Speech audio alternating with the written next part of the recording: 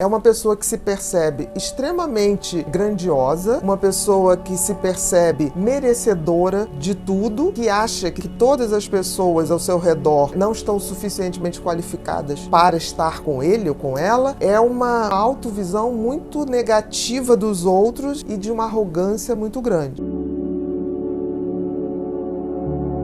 Se a gente for pensar bem, o narcisista acha que realmente Deus gastou um pouco mais de tempo e usou um pouco mais de material qualificado para construir aquela pessoa. Então são pessoas que se veem extremamente superiores aos outros e acabam tendo muito pouca empatia porque o outro, seja na relação afetiva, seja na relação profissional, seja na relação familiar, o outro está ali para idolatrá-lo, para servi-lo e para reconhecer o quanto ele é bom. Então é uma relação que pode tender e na maioria das vezes tende para uma relação abusiva com quem ele se relaciona. É muito difícil levar um papo com o Narciso, porque para eles são uma obra-prima. É quase como se tivesse assim, como se a gente for ver as obras-primas do Leonardo da Vinci, do Miguel Ângelo, eles se acham que realmente foram criados por um artista muito mais poderoso. É muito chato se relacionar com o narcisista, porque ele é a autorreferência de tudo. Ele é a autorreferência do que é bom, do que é maravilhoso, é uma arrogância muito grande. Falta uma humildade básica, porque assim, todos nós, né, nós somos do gênero humano. Então assim, isso já equipara a gente, de uma certa maneira, com todos os outros seres humanos. E para o narcisista isso não existe, ele realmente é um privilegiado e que requer que todos os outros reconheçam isso e que paguem por isso, né? No sentido, o narcisista, ele não acha nada demais você pagar coisas para ele. Ele acha até que isso é obrigação sua, para tê-lo ao seu lado. Olha o quanto eu sou interessante, o quanto eu sou bonito. E para eu estar perto de você, nada mais justo que mais você, do que justo de você pagar essa você conta, pague de você por estar. isso, entendeu? Então assim, não há uma troca. Se relacionar com o narcisista, se relacionar com o vazio. Ele está sempre certo, ele está sempre querendo que você reconheça, admirá-lo, mas admirá-lo de uma forma quase idolatria. Um narcisista grave, a gente pode dizer que ele tem ali um pouco de... ele tem um pé na psicopatia, no sentido da ausência de empatia pelo outro, no sentido de usar o outro para se tornar cada vez mais grandioso. Então são pessoas que têm muitas vezes um caráter bem duvidoso, no sentido de se relacionar com os outros. Como a gente consegue identificar se eu estou me relacionando com um narcisista de um psicopata? Aí é o tamanho da frieza e as atitudes. O psicopata, ele cai numa perversidade. O psicopata, ele sabe que ele é mau, que ele é um predador. O narcisista, ele realmente acha que as pessoas devem a ele qualquer tipo de paparico, qualquer tipo de privilégio. Ele se acha merecedor. E é interessante porque muitas escolas de psicologia colocam o narcisismo como uma pessoa com uma autoestima baixíssima. Eu tenho umas dúvidas em relação a isso. Eu acho que a autoestima baixíssima é de quem se relaciona com o narcisista. São os parceiros, são as pessoas que estão ali e que entram nessa coisa de achar realmente que tem mito, né? Porque eu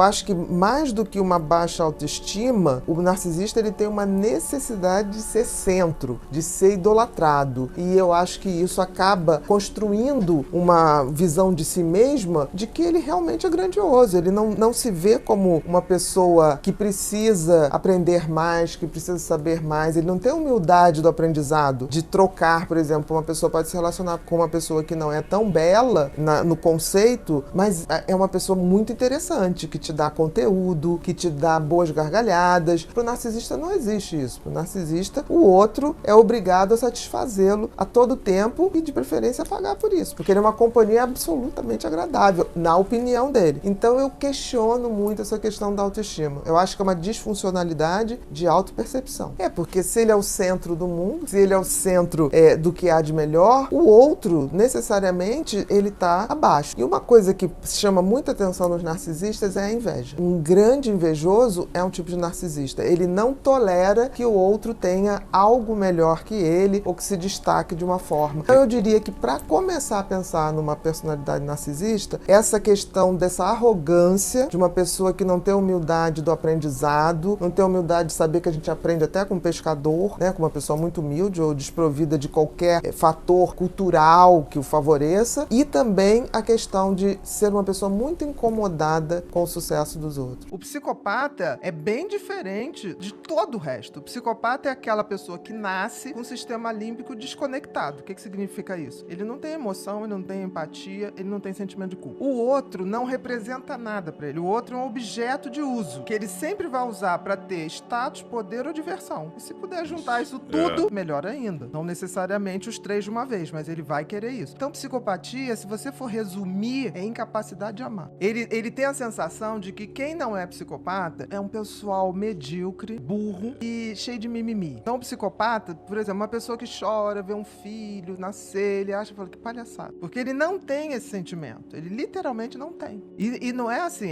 não tem por mãe, não tem por pai, não tem por filhos. Ele, em geral, monta uma família para ter um álibi social, para ele galgar estruturas sociais mais sofisticadas. Então, por exemplo, médicos, a gente sabe de médicos. Eu tô falando porque no meu livro eu fiz questão de botar, não é porque é médico que é bonzinho, não é porque é pastor que é bonzinho, não é porque nada. É juiz. É juiz. A gente tem psicopatia em todos os lugares. O psicopata, qual a essência do psicopata? A indiferença total pro outro, e não necessariamente ele quer ser aplaudido, ele só quer chamar a sua atenção para te usar como ele quer. Ele não quer um aplauso. Ele quer te enganar.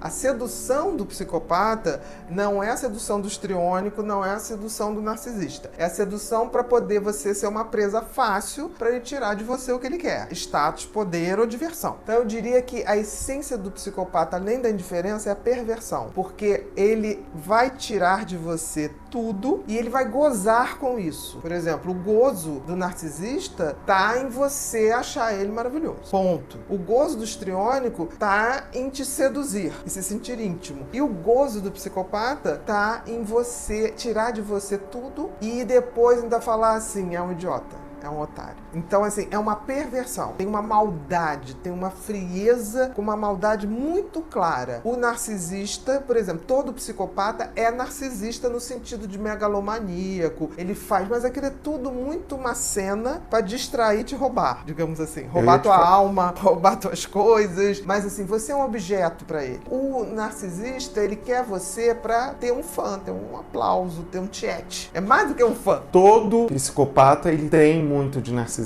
Tem. E já o narcisista, nem todo narcisista vai ter perversão. Perversão. Do tipo assim, querer que você sofra pra gozar com aquele sofrimento. Não. Ele quer você aplaudindo ele e achando ele o máximo e fazendo ele se sentir a pessoa mais amada, mais adorada, mais admirada. Não necessariamente um sofrimento. Ele pode até provocar um sofrimento com isso.